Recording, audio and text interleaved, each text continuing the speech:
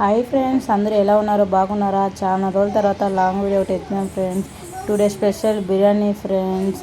Tamil Nadu side చేశాను friends. ఎట్లా ఉంది చూసి చెప్పండి ఫ్రెండ్స్. ఫస్ట్ ఒక హాఫ్ కేజీ చికెన్ తీసుకోవచ్చు. బాగా కడిగి దాంట్లో పసుపు, అల్లం, తెల్లగడ్డల పేస్ట్, ఉప్పు, మిరప్పొడి వేసి బాగా కలపెట్టాలి ఫ్రెండ్స్. ఒక హాఫ్ అన్ అవర్ అల్లం తెల్లగడ్డ వచ్చి మిక్సీ పట్టుకోకుండా దంచుకోవాలి ఫ్రెండ్స్. అప్పుడే బాగా టేస్ట్ వస్తుంది ఫ్రెండ్స్ బిర్యానీకి. టమాటాలు, ఎర్రగడ్డలు, పచ్చిమిర్చి, పుదీనా, కొత్తిమీర అన్నీ బాగా కట్ చేసి పెట్టుకోవాలి ఫ్రెండ్స్. దాని తర్వాత బిర్యానీ పాత్ర పొయ్యి మీద పెట్టుకొనేసి దాంట్లో ఆయిల్ పోసేసి గరం మసాలా అన్నీ వేసుకోవాలి ఫ్రెండ్స్.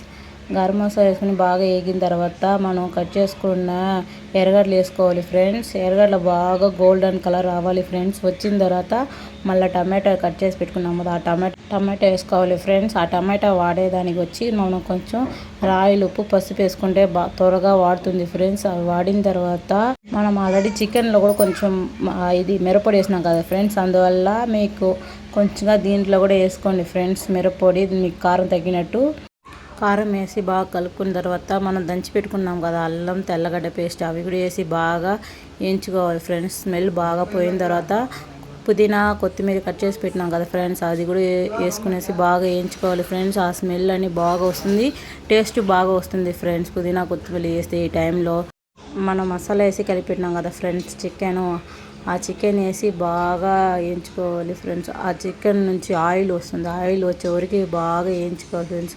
ఆయిల్ వచ్చిన తర్వాత ప్యాకెట్ పెరుగు ఉంది కదా ఫ్రెండ్స్, పెరుగు వేసుకొని అది కూడా ఆయిల్ వచ్చేలాగా బాగా వాంచుకోవాలి ఫ్రెండ్స్. అప్పుడే టేస్ట్, స్మెల్ బాగుంటుంది ఫ్రెండ్స్. దాని తర్వాత మీకు టేస్టీకి చికెన్ మసాలా, గరం మసాలా, బిర్యానీ మసాలా కావాలంటే వాడుకోండి ఫ్రెండ్స్. కానీ నేను మాత్రం వేయను ఫ్రెండ్స్, నార్మల్ ఇవే వేస్తాను ఫ్రెండ్స్. కానీ టేస్ట్ మాత్రం బాగుంటుంది. దాని తర్వాత మనం ఒక గ్లాస్ బియ్యానికి 2 గ్లాస్ వాటర్ కొలత పెట్టుకున్నాం ఫ్రెండ్స్. నేను 3 గ్లాస్ బియ్యం వేసాను ఫ్రెండ్స్, దానికి 6 గ్లాస్ వాటర్ ఎత్తుకున్నాను ఫ్రెండ్స్.